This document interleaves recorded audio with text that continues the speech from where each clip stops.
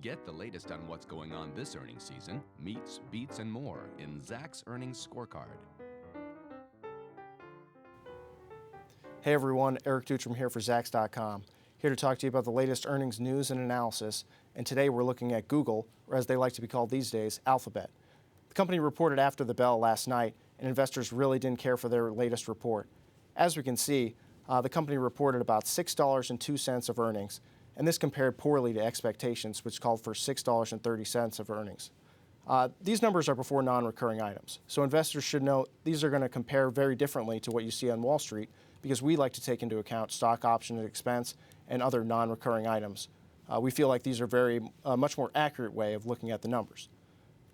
In terms of revenues, we can see that Google also struggled a bit. They missed the consensus estimate, although just barely. It was 0.24% for a miss there on that front. So a little bit better number on that side, but still a little less than expectations. Either way, investors really didn't care for these numbers, and we can see that Alphabet stock was down about 6% in Friday trading. Now, these numbers are pretty poor, but there's actually some positives to note from Alphabet's latest report. If we look to some of their revenue numbers, we can see that Alphabet actually saw some pretty great growth figures. In terms of their last report, 17% growth and 23% in constant currency terms. So clearly a stronger dollar did have a bit of an impact on Alphabet's latest release. Other numbers to note here, profitability. Operating margins were actually improved at 34%. This is up from 33% in the previous quarter.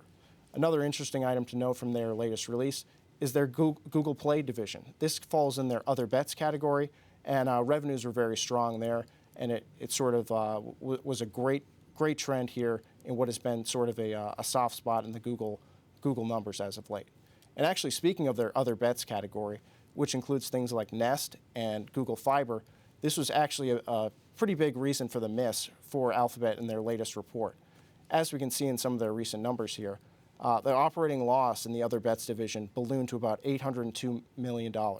This was a big surprise to analysts, and it was actually a big reason for this earnings miss in the most recent quarter. Massive increase in headcount.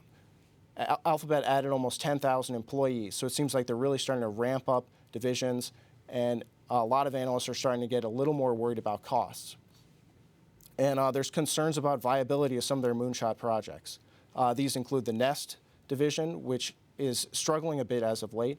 Also Google Fiber. The Google Fiber is doing a bit better, but putting all those cables in different areas across the country is really starting to add up in terms of costs, and it's limited profitability right now. It's really going to be a longer-term story for Alphabet to sort of get some of these bigger projects into the profitable camp.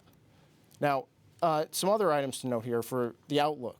The short term, it appears kind of bearish. There's going to be a lot of earnings volatility with this name going forward, and investors really have to watch out for some of these moonshot projects and if they're going to turn into more profitable areas or if they're going to, kind of be even bigger losses in the quarters to come. Analysts don't like this volatility, and I think that's a lot of the reason for this recent sell-off. Now, the longer term, I think you got a slightly different picture here. Google, and Alphabet at large have a very dominant position in the search market. I don't think that's going to change anytime soon. Really, what investors have to look at for the future is these other bets like the Google Fiber, the autonomous vehicles, Nest, and if these are really going to be the drivers for growth for Apple and Google in the months and years to come. Now, this makes Alphabet much more of a long-term play than a short-term one, and I think this increased volatility is going to really weigh on shares in the short term, but investors could see some nice gains if they're willing to wait out this significant volatility.